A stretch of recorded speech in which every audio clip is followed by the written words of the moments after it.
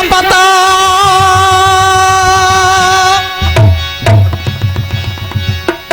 आई धारावा मामा हो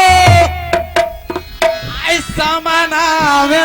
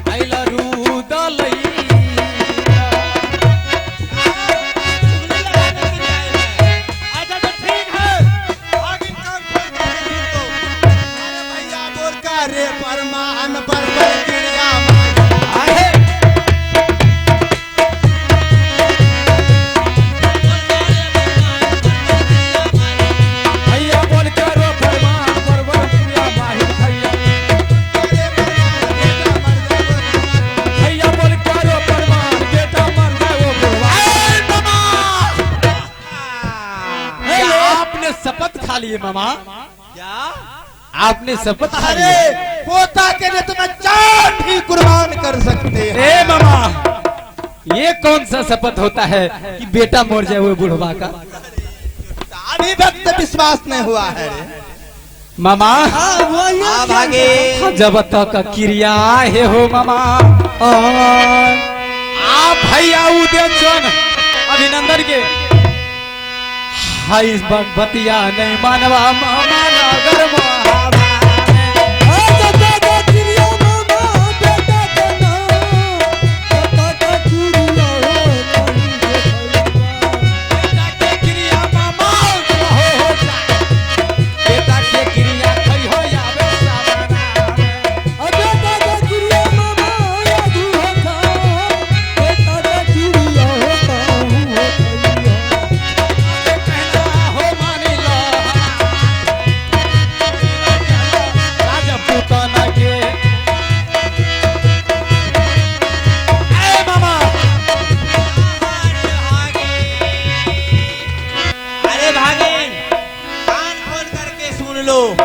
अरे बेटा मरने सा तो वो बुढ़वा को अरे कान से सुनो ध्यान लगाए अरे कसम धरा बे बुढ़वा अरे बेटा तो तुम्हारा जाए क्या समझा?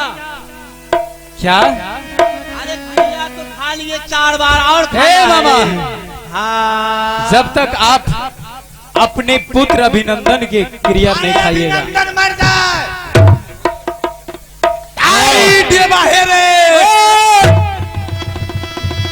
आई सिरले ओहो आ देवरिया रे जा ओहो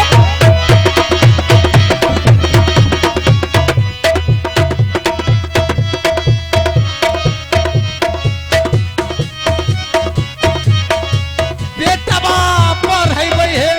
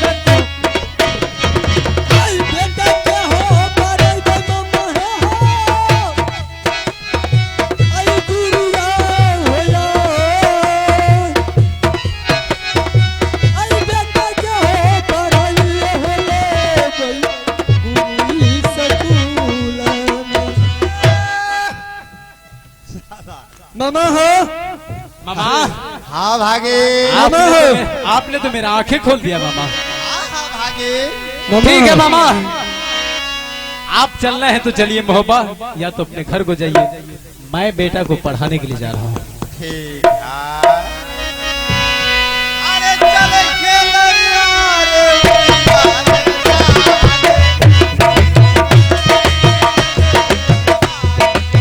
भैया सुनो धर्म की बात, बाप बन गई रे अब बुढ़वा के।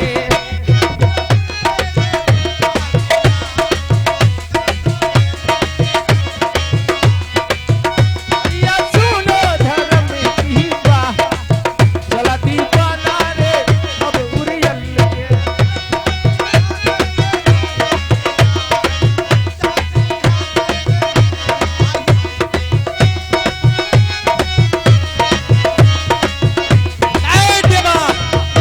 जी जाजू हारे नाचे रंडी भैया रे जब कश्मीर के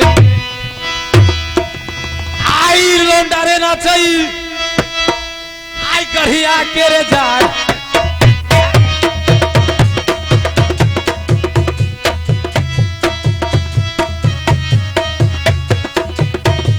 हेलो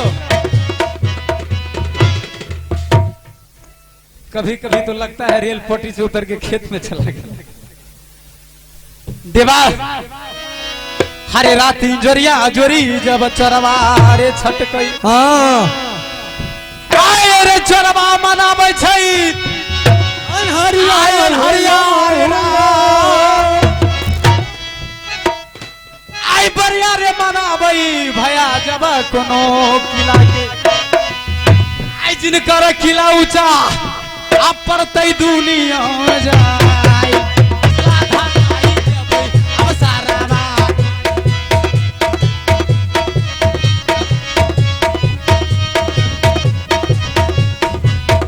आई के बारे सुन ले बरिया रे जान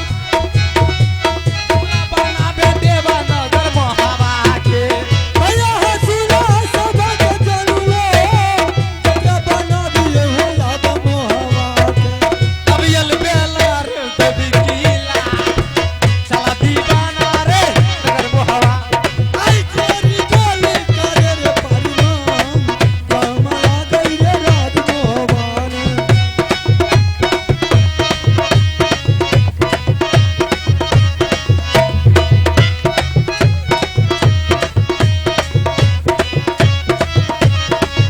हेलो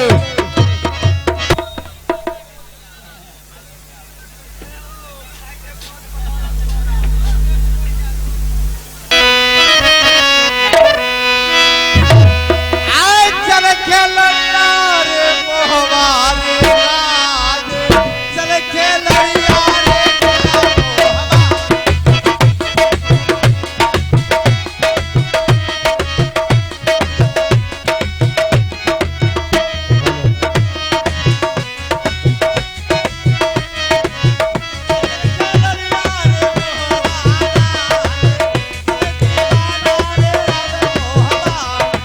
आज चलती बनो मोहब्बारा, चलती बनो रे अब मोहब्बाते।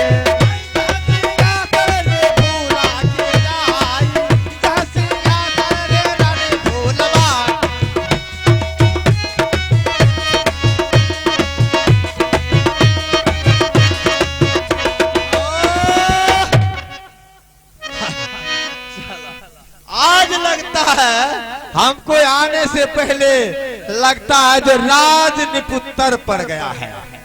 अच्छा तो ठीक है, देवा पंडित को मंगाते हैं, उसके बाद रानी भोला को मंगाएंगे। आए जब हेरे सुनना भैया रंजा रे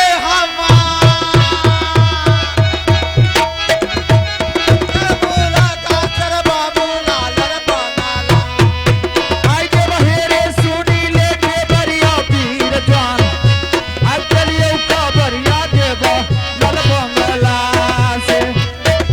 बरिया भैया भोला सदा आई,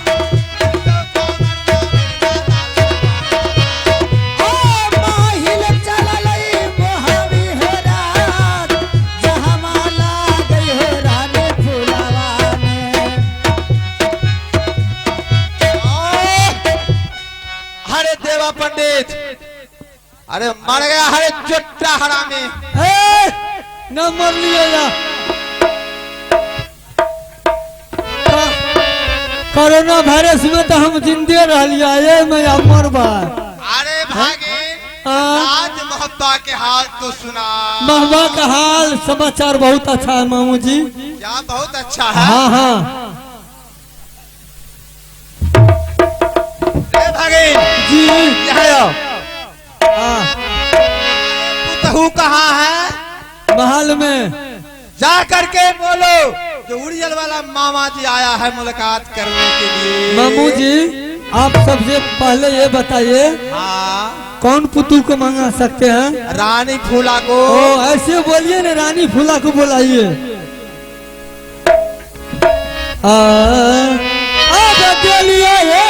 खबरिया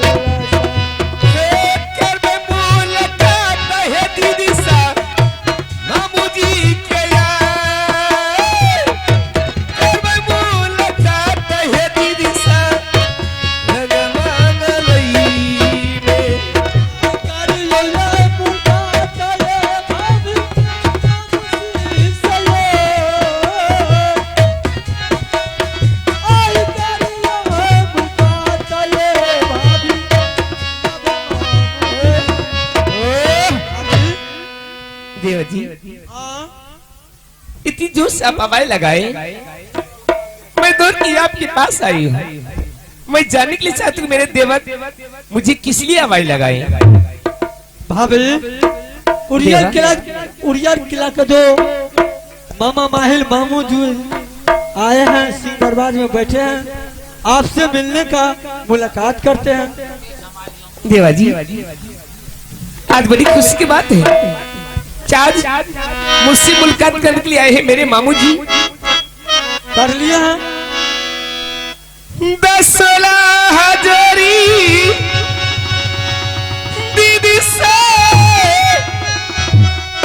घर आई पाराना।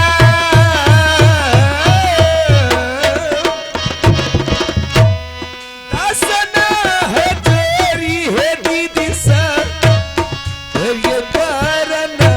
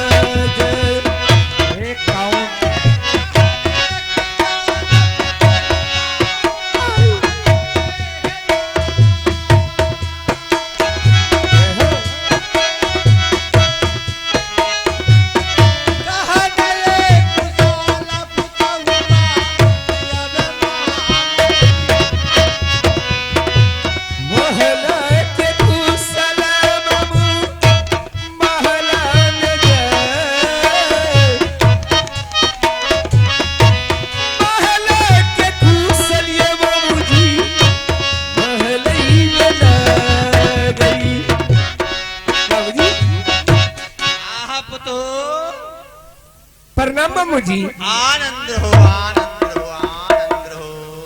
इतनी जोर से आप आवाज लगाए कि मेरी पुतू मामा जी हाँ मैं आपके पास आई हूँ। मैं आप जानने के लिए चाहती हूँ मेरे मामा जी मुझे किस लिए आवाज लगाई, किस लिए मुझे बुलाई। इसीलिए आए हैं जो बेटा इंदल कुमार को आधा राजपाट लिख दिया है रुदल और पढ़ा रहा है स्कूल में। राजनीति में वो बहुत आगा हो गया है और बेटा इनरजीत को रुदल ले करके जा रहा है स्कूल पढ़ाने के लिए। हमारा कहना यही है जो स्कूल पढ़ाना नहीं जाना चाहिए। मामू जी क्या मेरे पुत्र को स्कूल पढ़ाने के लिए जा रहे हैं? हाँ पुत्र, तो आपका कहना क्या है मामू जी? यही है जो स्कूल नहीं जाएगा पढ़ने के लिए पोता एनर्जी। ठीक है मामू जी मेरे पुत्र स्कूल पढ़ने के लिए नहीं जाएंगे और क्या। वैसे मुझे विश्वास नहीं होता है, कसम खा करके बोलो जो मामा जी कसम खा करके कहते हैं मैं अपना बेटा को कदापि स्कूल जाने के लिए नहीं देंगे। करियो भी सबास ये मामू महला में जाए